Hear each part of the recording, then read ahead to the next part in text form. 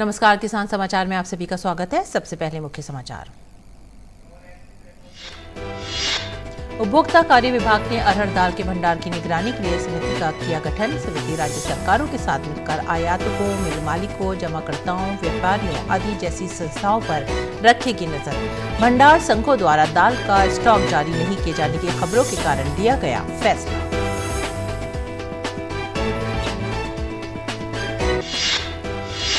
प्रधानमंत्री कृषि सिंचाई योजना के तहत वर्ष 2016 से वर्ष 2022 के दौरान 24.47 लाख हेक्टेयर की सिंचाई क्षमता की गई सृजित। केंद्रीय जल शक्ति राज्य मंत्री विश्वेश्वर टुडू ने राज्यसभा में एक प्रश्न के लिखित उत्तर में कहा कि हर खेत तक सिंचाई को सुनिश्चित बनाना सरकार का लक्ष्य।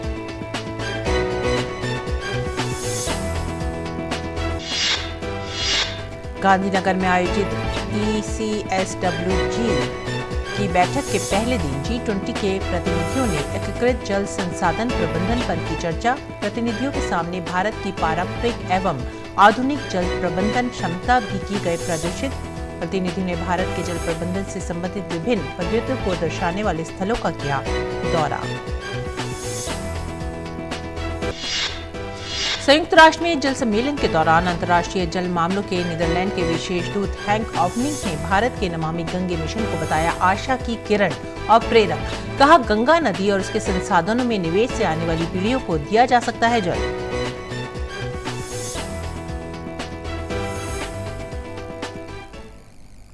मुख्य समाचार के बाद खबरें अब विस्तार से। उपभोक्ता कार्य विभाग ने अपर सचिव निधि खरे की अध्यक्षता में एक समिति का गठन किया है। ये समिति राज्य सरकारों के साथ मिलकर निकट समन्वय में आयातकों, मिल मालिकों, जमाकर्ताओं, व्यापारियों आदि जैसे संस्थानों द्वारा जमा किए गए अरहर दाल के भंडार की निगरानी करेगी। समुचित मात्रा में दलहन आयात की लगातार आवक होने के बावजूद बाजार के भंडार संघों द्वारा स्टॉक जारी न किए जाने की खबरों की वजह से ये महत्वपूर्ण निर्णय लिया गया है।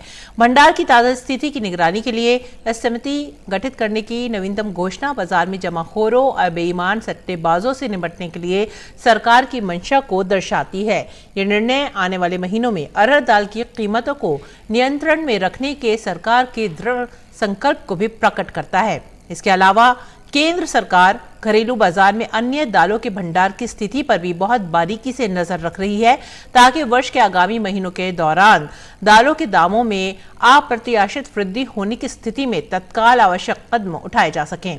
यहाँ पर स्मरण रखने योग्य तथ्य यह है कि सरकार ने आवश्यक वस्तु अधिनियम 1955 के अंतर्गत तुअर दाल की उपलब्धता के संबंध में भंडार को प्रदर्शित करने की व्यवस्था को लागू करने के उद्देश्य से 12 अगस्त 2022 को राज्यों और केंद्र शासित प्रदेशों को एक परामर्श जारी किया था। सरकार ने एक और पहल करते हुए गैर LDC देशों से अरहर दाल आयात के लिए लागू 10% शुल्क को हटा दिया है, क्योंकि कोई भी शुल्क इन LDC देशों से शून्य शुल्क आयात के लिए भी कार्यविधि संबंधी समस्याएं उत्पन्न करता है और खेतों पर पानी की पहुंच को बढ़ाने और सुनिश्चित सिंचाई के तहत खेती योग्य क्षेत्र का विस्तार करने, खेत में पानी के उपयोग की दक्षता में सुधार करने, स्थायी जल संरक्षण तरीकों को पेश करने के मकसद से 2015-16 के दौरान प्रधानमंत्री कृषि सिंचाई योजना शुरू की गई थी। जल शक्ति राज्य मंत्री विश्वेश्वर टुडू ने राज्यसभा में एक प्रश्न के लिखित उत्तर में कहा कि 2021-22 से 2025-26 की अवधि के लिए PMKSY के निरंतर कार्यान्वयन को भारत सरकार द्वारा दिसंबर 2021 में अनुमोदित किया गया है। इसमें PMKSY के घटक त्वरित सिंचाई लाभ कार्यक्रम के तहत 13.88 लाख हेक्टेयर सिंचाई क्षमता का सृजन किया गया है। ये 2021-26 के दौरान प्रति वर्ष लगभग 2.77 लाख हेक्टेयर की औसत सिंचाई क्षमता का निर्माण करता है। भारत सरकार पहचान की गई सिंचाई परियोजनाओं के लिए राज्य सरकारों को अपनी चल रही योजनाओं के तहत तकनीकी सहायता और आंशिक वित्तीय सहायता भी प्रदान करती है। हालांकि ये संबंधित राज्य सरकार पर निर्भर है कि वो अपनी प्राथमिकताओं और संसाधनों की उपलब्धता आदि के अनुसार सिंचाई परियोजनाओं की योजना और कार्यान्वयन करे। PMKSY AIBP इस मंत्रालय के तहत एक चालू योजना है जो चिन्हित प्रमुख और मध्यम सिंचाई परियोजनाओं को पूरा करके सिंचाई क्षमता के निर्माण पर ध्यान केंद्रित करती है। 2016-22 के दौरान PMKSY AIBP के तहत 24.47 लाख हेक्टेयर की सिंचाई क्षमता सृजित की गई। और आगे बढ़ेंगे अगली खबर की तरफ। पर्यावरण और जलवायु स्थिरता कार्य समूह की दूसरी बैठक की शुरुआत सोमवार को गुजरात के गांधीनगर में जल संसाधन प्रबंधन पर ध्यान देने के साथ हुई। महात्मा मंदिर में आयोजित इस बैठक में G20 के 19 सदस्य देशों, 9 आमंत्रित देशों तथा 13 अंतर्राष्ट्रीय संगठनों के 130 से अधिक प्रतिनिधि भाग ले रहे हैं। जल शक्ति मंत्रालय में विशेष सचिव देबाश्री मुखर्जी ने अपने उद्घाटन भाषण में G20 के सदस्यों, आमंत्रित देशों तथा अंतर्राष्ट्रीय संगठनों के प्रतिनिधियों का स्वागत किया और इस तथ्य को रेखांकित किया कि जल संसाधनों का समग्र प्रबंधन एक राष्ट्र और जल के मामले में सुरक्षित विश्व के विकास की पूर्व शर्त है।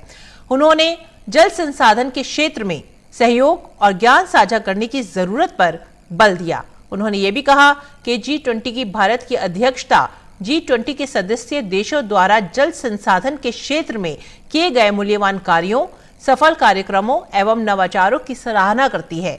उन्होंने कहा कि भारत तकनीकी अनुभवों, उत्कृष्ट कार्य प्रणालियों, अत्याधुनिक उपकरणों व प्रौद्योगिकी के उपयोग तथा आपसी लाभ के लिए जल क्षेत्र में किए गए उपायों से संबंधित अध्ययनों को साझा करके जल संसाधनों के विकास एवं प्रबंधन के क्षेत्र में इस सहयोग को और अधिक मजबूत करने के लिए प्रतिबद्ध है।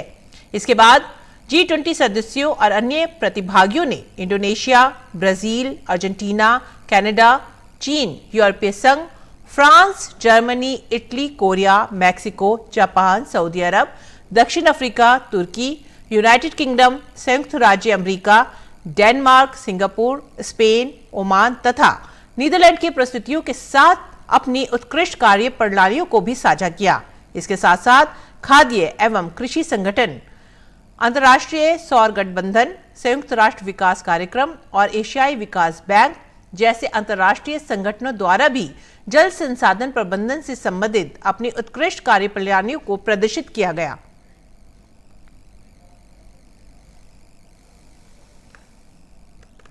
और आगे बढ़ेंगे अगली खबर की तरफ। संयुक्त राष्ट्र के एक प्रतिनिधि ने भारत में आयोजित जल सम्मेलन में कहा है कि अपने जल क्षेत्र में सुधार के लिए भारत की कई महत्वाकांक्षाएं हैं और देश की सबसे लंबी नदी के पुनरुद्धार के लिए नमामि गंगे मिशन आशा की किरण और प्रेरक है।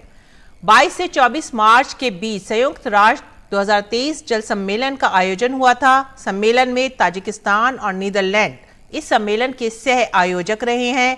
अंतर्राष्ट्रीय जल मामलों के नीदरलैंड के विशेष दूत हैंक ऑविंग ने कहा है कि गंगा नदी प्रतिष्ठित और महत्वपूर्ण नदियों में से एक है। उन्होंने नमामि गंगा नदी और उसकी परिस्थितियों के संरक्षण और पूर्ण उद्धार की दिशा में एकीकृत और समग्र दृष्टिकोण विषयक एक सत्र को संबोधित करते हुए ये बात कही।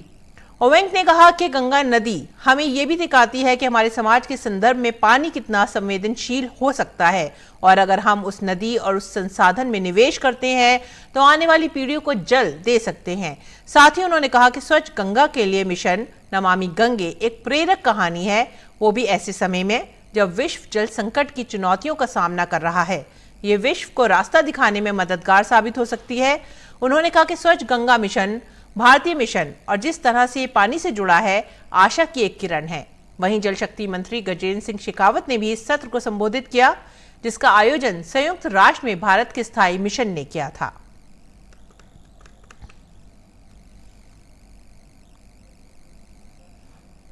और कर्नाटक सरकार ने प्रदेश में गौ हत्या को रोकने के लिए कड़ा कानून बनाने के अलावा पशुपालकों के हित में कई योजनाएं लागू की हैं।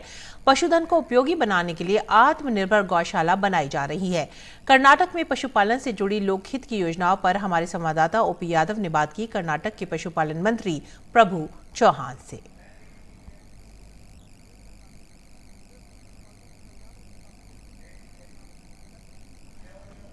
और डेयरी किसानों की तरक्की का महत्वपूर्ण आर्थिक आधार है और इसी बात को ध्यान में रखते हुए प्रदेश सरकार ने प्रदेश के पशुपालकों के कल्याण और विकास के लिए कई तरह की नीतियां और योजनाएं बनाई है। अभी इस विषय पर बात करने के लिए हमारे साथ मौजूद है कर्नाटक के पशुपालन मंत्री प्रभु चौहान।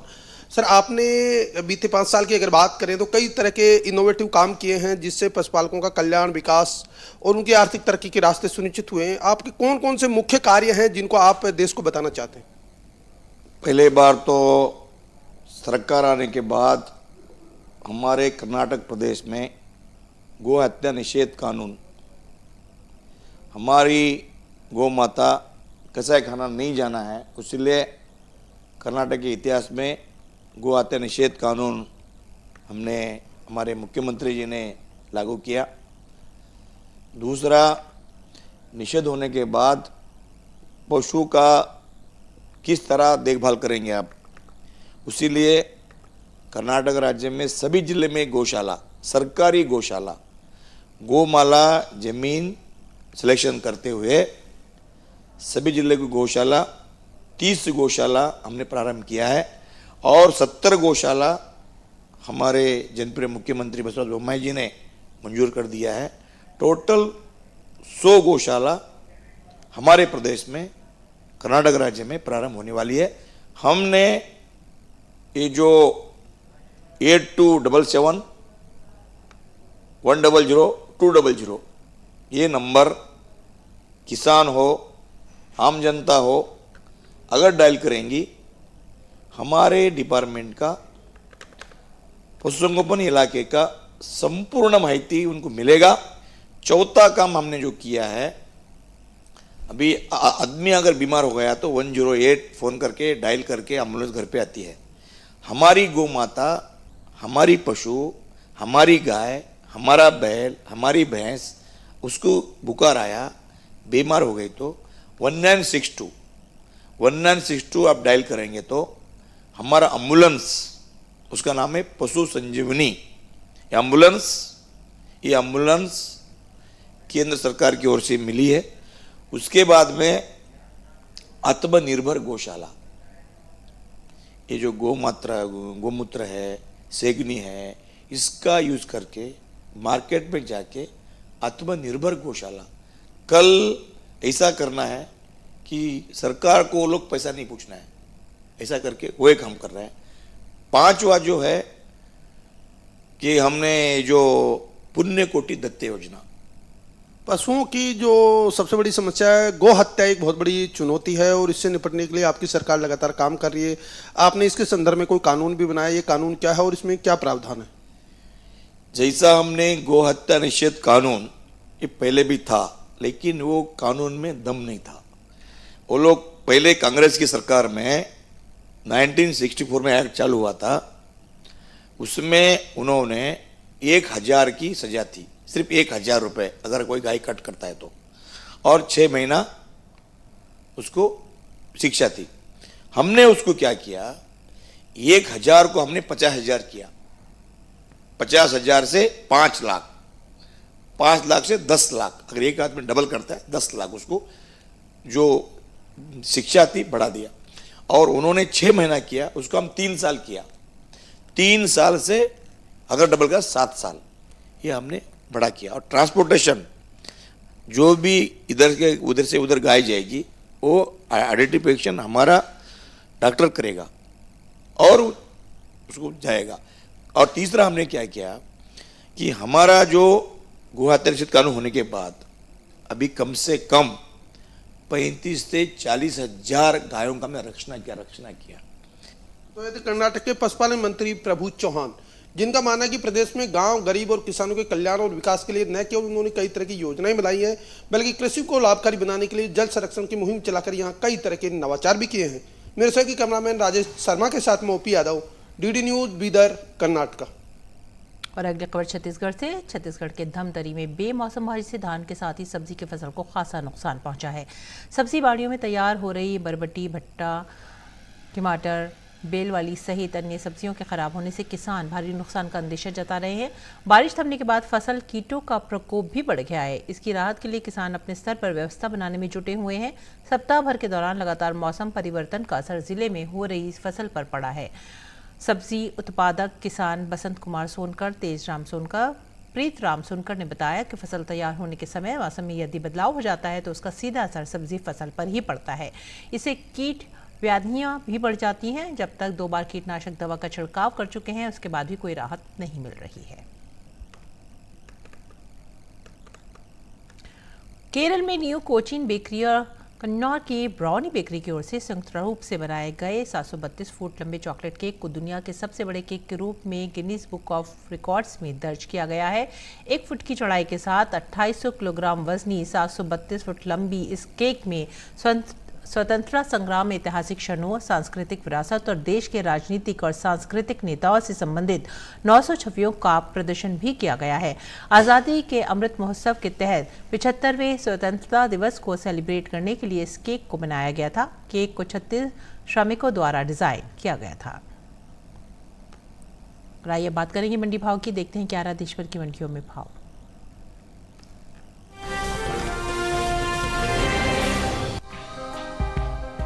कृषि उपज मंडियों में इन दिनों गेहूं की आवक सामान्य बनी हुई है।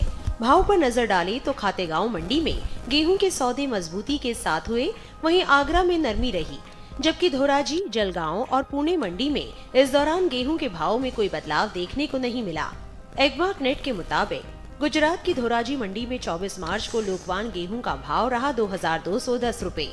25 मार्च को इसके भाव में कोई बदलाव देखने को नहीं मिला और भाव 2210 रुपए पर बना रहा। जबकि मध्य प्रदेश की खातेगांव मंडी में गेहूं के सौदों में बढ़त के साथ कारोबार हुआ। यहां 24 मार्च को गेहूं का भाव था 2030 रुपए। 25 मार्च को इसके सौदे 70 रुपए चढ़कर 2100 रुपए पर हुए। वहीं महाराष्ट्र की जलगांव मंडी में बीते 2 दिनों के दौरान गेहूं के भाव स्थिर रहे। यहां 24 और 25 मार्च को गेहूं 2150 रुपए पर बिका। राज्य की ही पुणे मंडी में 24 मार्च को शरबती गेहूं का भाव रहा 4250 रुपए। 25 मार्च को इसके सौदों में कोई फेरबदल नहीं हुआ और भाव 4250 रुपए पर बना रहा। हालांकि उत्तर प्रदेश की आगरा मंडी में धारा गेहूं के भाव में नरमी देखने को मिली। यहां 24 मार्च को गेहूं का भाव था 2365 रुपए। 25 मार्च को इसके भाव 5 रुपए लुढ़क कर 2360 रुपए पर हुए। गेहूं की उपज की बात करें तो इस साल देश में घरेलू स्तर पर गेहूं की पैदावार रिकॉर्ड स्तर पर जा सकती है, जिसका असर गेहूं के बाजार भाव पर पड़ता दिख सकता है। कृषि मंत्रालय की ओर से जारी दूसरे अग्रिम अनुमान के मुताबिक साल 2022-23 के दौरान देश में गेहूं की उपज 1,121,82,000 टन अनुमानित है, जो पिछले साल के उत्पादन की तुलना में 44,40,000 टन अधिक है। जबकि बीते साल इस दौरान देश में गेहूं की पैदावार 1,77,42,000 टन रही थी।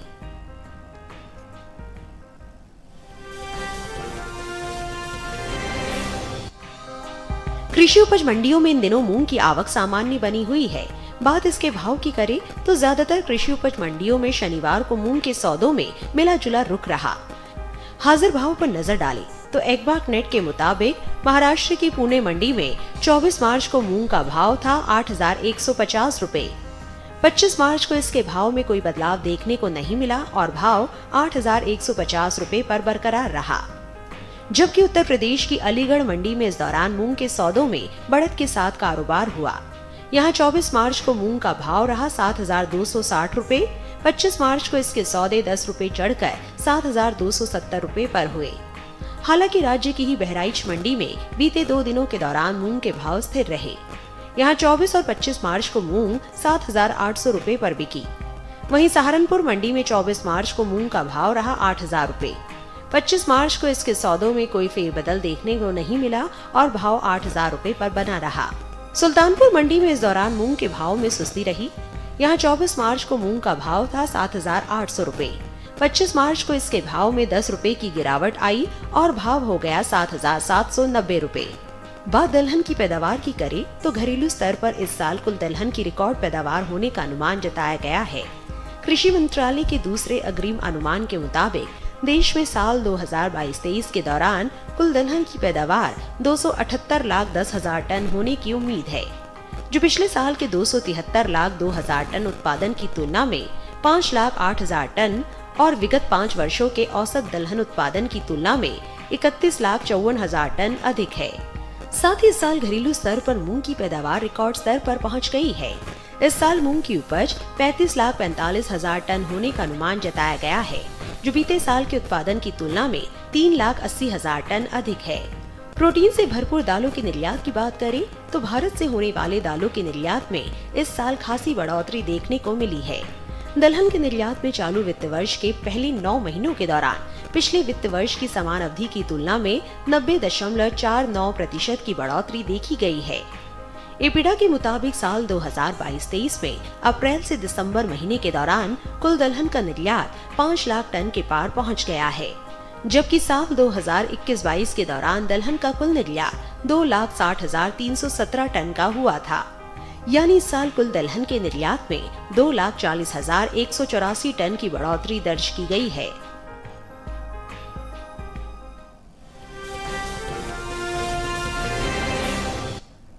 और अब बात करेंगे मौसमी खेती की। किसान इस मौसम में कैसे रख सकते हैं अपनी खेती का ख्याल, आइए देखते हैं।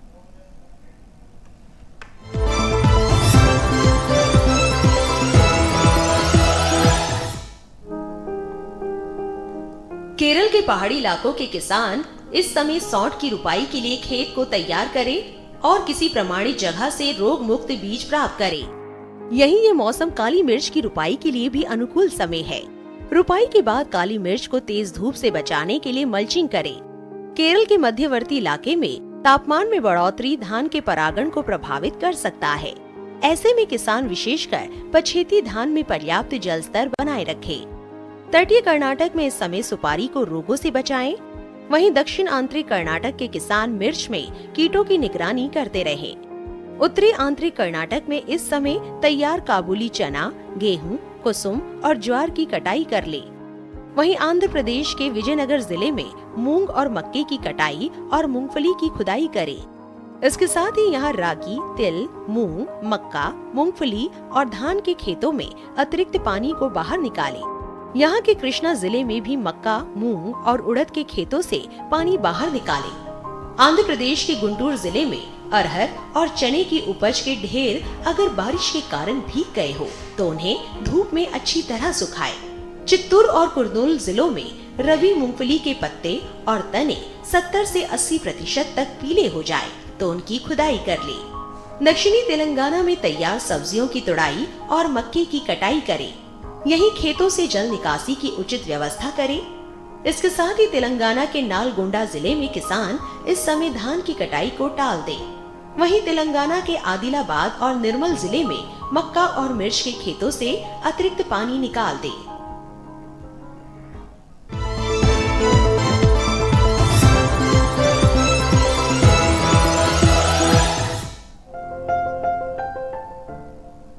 लौकी को गर्मी और बरसात दोनों में बोया जा सकता है।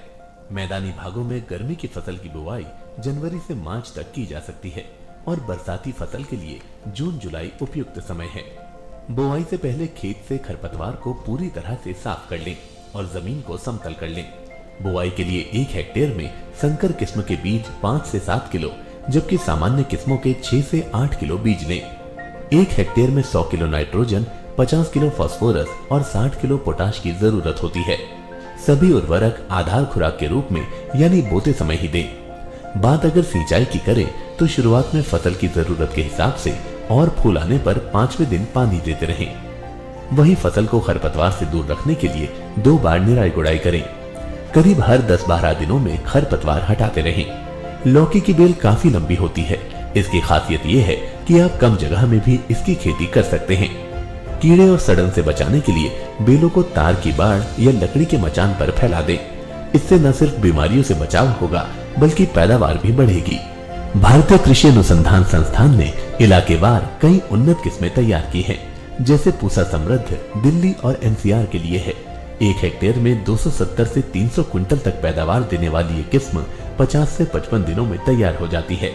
वहीं पूसा हाइब्रिड 3 दिल्ली, हरियाणा, उत्तर प्रदेश और पंजाब के लिए अच्छी है। लौकी की फसल में फल मक्खी का हमला हो सकता है।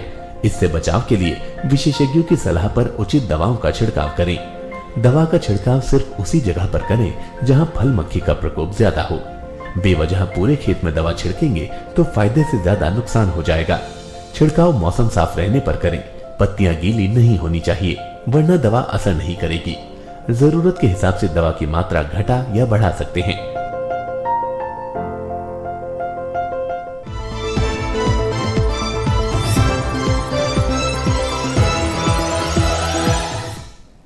और अब कुछ और खबरें। खास खबर में भारतीय जनता पार्टी ने कांग्रेस नेता राहुल गांधी पर ओबीसी समुदाय का अपमान करने के लिए एक बार फिर से निशाना साधा है। केंद्रीय मंत्री स्मृति ईरानी ने कहा कि प्रधानमंत्री नरेंद्र मोदी का अपमान करने की कोशिश में राहुल गांधी ने पूरे ओबीसी समुदाय का अपमान किया है। राहुल गांधी द्वारा देश के ओबीसी समाज के अपमान के विरोध में गांधी प्रतिमा से विजय चौक तक के सांसदों ने मार्च किया। सांसदों ने कहा, कांग्रेस और राहुल गांधी के चरित्र में ही देश और विदेश के पिछड़ों का अपमान करना है। संसद भवन परिसर में भारतीय जनता पार्टी के संसदीय दल की बैठक हुई। प्रधानमंत्री नरेंद्र मोदी, भाजपा अध्यक्ष जेपी नड्डा, केंद्रीय मंत्री प्रहलाद जोशी समेत अन्य वरिष्ठ नेता बैठक में उपस्थित रहे। बैठक के बाद वरिष्ठ नेता अर्जुन राम मेघवाल ने कहा कि भारतीय जनता पार्टी 6 अप्रैल से 14 अप्रैल तक सामाजिक न्याय सप्ताह के रूप में मनाएगी और 15 मई से 15 जून तक बीजेपी सरकार के 9 साल पूरे होने पर भाजपा विशेष अभियान चलाएगी। वरिष्ठ भाजपा नेता और केंद्रीय मंत्री प्रहलाद जोशी ने बैठक के बाद कहा कि पहले गुजरात और अब पूर्वोत्तर की जीत की तरह भाजपा की जीत के अभियान को और आगे बढ़ाना है। जामिया हिंसा मामले में दिल्ली हाईकोर्ट ने 11 में से 9 आरोपियों के खिलाफ आरोप तय कर दिए हैं। इसमें इमाम तन्हा, सफूरा जरगर और शर्जिल इमाम भी शामिल हैं। राष्ट्रपति द्रौपदी मुर्मू पश्चिम बंगाल की 2 दिन की यात्रा पर हैं। दूसरे दिन राष्ट्रपति ने रामकृष्ण मठ और रामकृष्ण मिशन के वैश्विक मुख्यालय बेलूरू मठ का दौरा किया। सेना प्रमुख जनरल मनोज पांडे ने पुणे में आयोजित भारत अफ्रीका सेना प्रमुखों के सम्मेलन को संबोधित करते हुए कहा कि भारत और अफ्रीका आतंकवाद और हिंसक उग्रवाद की चुनौतियों का सामना कर रहे हैं, जो कि विकास लक्ष्यों को हासिल करने में बाधाएं हैं। सेना प्रमुख ने कहा कि आतंकवाद और उग्रवाद से निपटने में आपसी सहयोग और क्षमताओं को मजबूत करना 2018 में प्रधानमंत्री द्वारा घोषित अफ्रीका के साथ सहयोग के 10 मार्गदर्शक सिद्धांतों में से एक है। इसी के साथ ही हमें दीजिए आज्ञा। नमस्कार।